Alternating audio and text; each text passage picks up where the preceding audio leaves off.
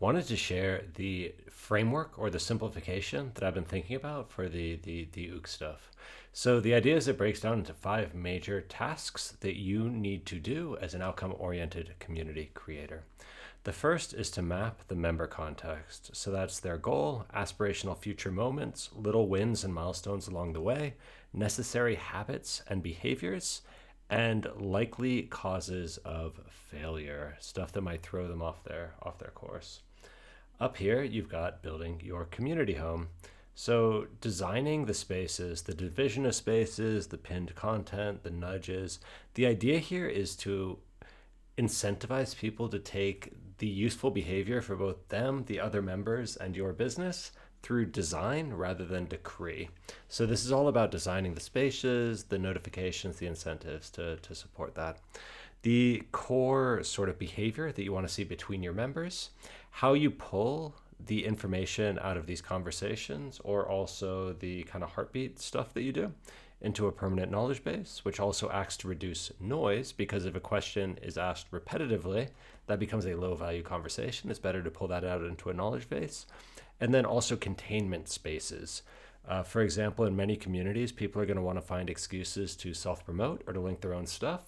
You can't stop them from doing that, but you can contain it into a place where it's not so noisy.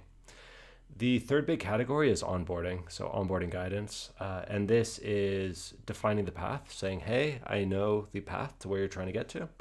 I mean, this is that, like this is the map. So this is me doing that right now. Then giving them their first early action. You see it's not too steep. It's like, hey, you should do this first. And they're like, wow, I'm doing it. I'm making progress. And then you've got a mix of static onboarding. So that's signs. This is going to live usually in your community home and your websites, plus dynamic onboarding, which is automated messages, drip campaigns, whatever. You've got your heartbeat, bridging into their existing workflow, their inbox and their calendar. And then 3 types of heartbeats. You've got events, rituals, and content.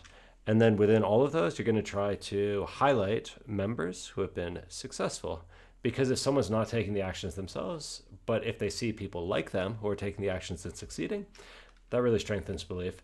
And then the last category is about preparing for growth and building the systems to grow from a few members to many members. So this is going to be human processes, kind of your weekly checklist of operational tasks.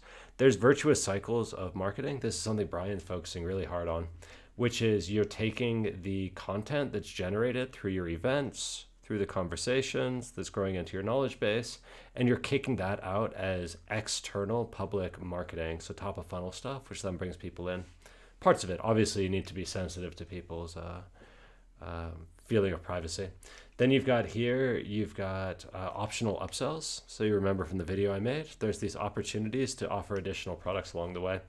And then where it really gets fancy is when you start rolling custom analytics on member success, and then you can use that to do advanced automation, segmentation, personalization, etc. I think this is the foundations of the system design of outcome-oriented communities.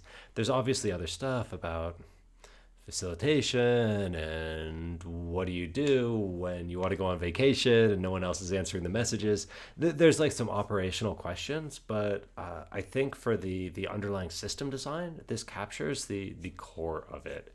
So this is what I think it would be amazing for us all to work through together, right? One of the challenges is that it's so easy to get stuck in our own context. And even just seeing a couple other examples from other more of us who are working through it together, and we're sharing that, and we're swapping notes, and we're swapping feedback, I think it would be hugely valuable to all of us. So that's the idea. That's the gist, and that's what I hope this group is all about.